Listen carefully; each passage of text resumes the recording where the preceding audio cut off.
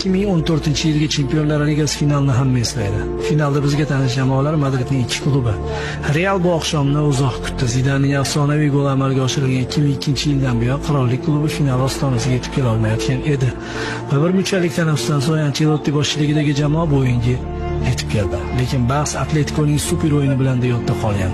Simeone shogirdlari Gadinning goldan so'ng o'yinning asosiy vaqt tugaguncha oldinda bordilar.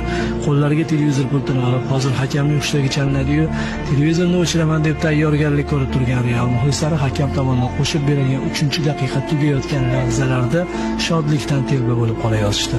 Ramos o'z faoliyatidagi oltin golni yo'llab, zaxirasi maydondagilari bilan ilk chempionligini nishonlashga taraddud ko'rayotgan hamshaharlarini knockdown holatiga tushirib qo'ydi. Bu knockdown holati qo'shimcha bo'limlarda yaqqol sezildi. Ramosning goldan o'ziga kelish ulgurmagan Atletika darvozasiga yarim soat ichida 3 ta gol urdi.